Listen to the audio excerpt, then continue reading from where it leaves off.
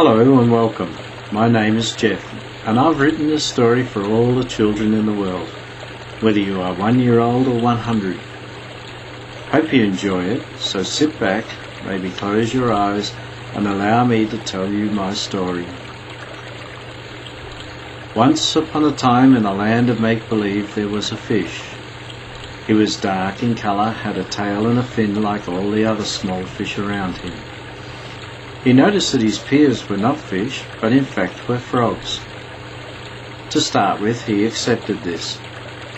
He lived with the rest of his family in the cool, clear waters of a gentle flowing stream.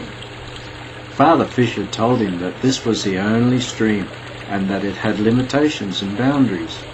He even said, "Son, on each side of you is a bank. It is made of a hard substance that you cannot get through." The little fish believed this to be true for some time and stayed close to his brothers and sisters to help keep the peace and the harmony. As time went on, he noticed that some of the fish were not swimming with the water flow, that they in fact were swimming across the stream. He even saw one fish swimming up the stream. "Look at that," he heard Father Fish say.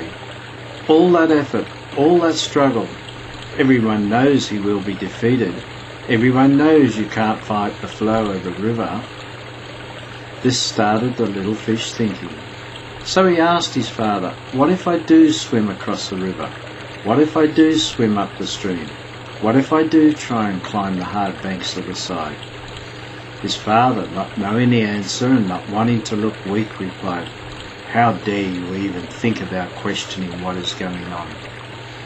This saddened the little fish to the point where he felt he did not belong, and wondered if he should just throw himself at the bank to prove a point one way or another.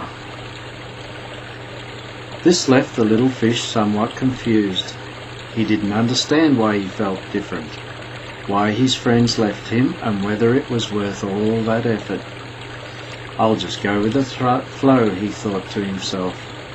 "That's what they told me to do, and who am I to question them?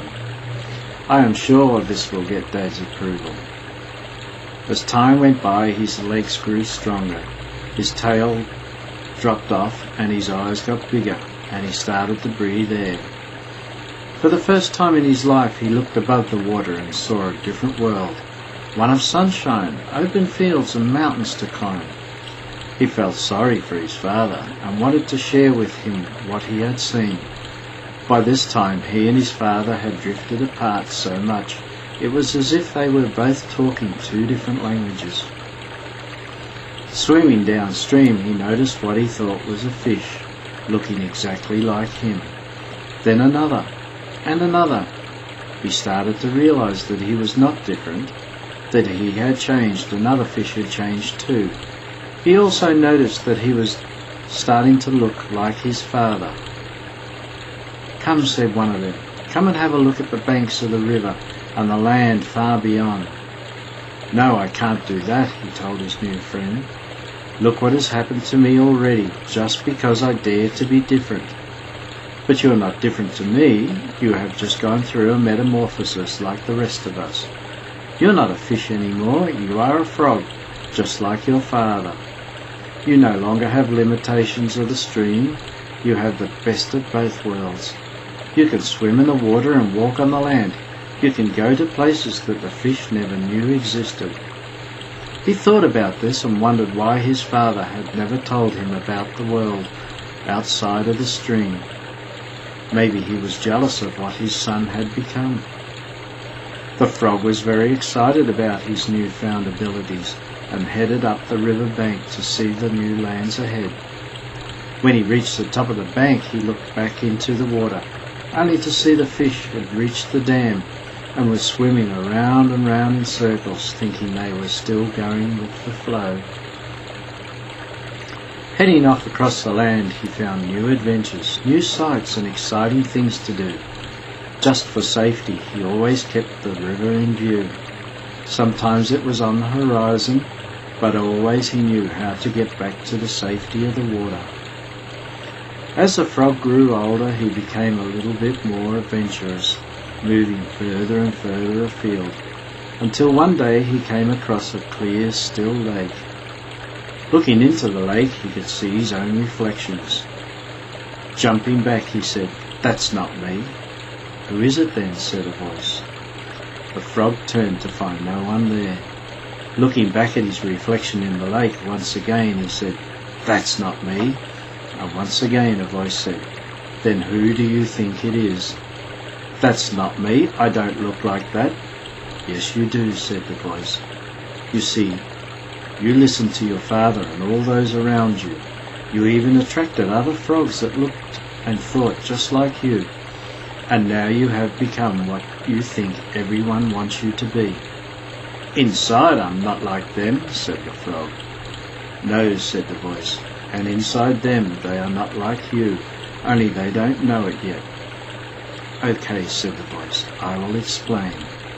Some of you are green, some of you are red, some spotted, some plain, and some of you have colourful outside coats.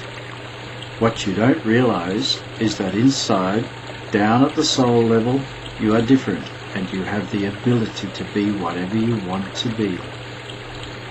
"I want to be more," said the frog. "I want to be able to fly. I want to be able to excel. I want to experience the unknown." "Then move towards that you want," said the voice. With that, the frog leapt into the air and began to fly. His eyes were opened even wider. His vision to the horizon was clearer. For the first time in his life, he experienced freedom, adventure, and what he believed to be the unknown. As he soared to even greater heights, his thirst for knowledge grew even more. Then one day he opened his wings wide and surrendered himself to the universe and became pure energy. Every day now you can feel this energy shine upon the earth. Just as the darkest hour draws to a close, he raises above the horizon to tell everyone a new chapter in their life has started. Look up in the morning and feel his love and warmth. I hope you enjoyed my story as much as I enjoyed writing and telling it to you. Thank you for listening, and look forward to more stories that I will present in the future. Good night and have a wonderful day.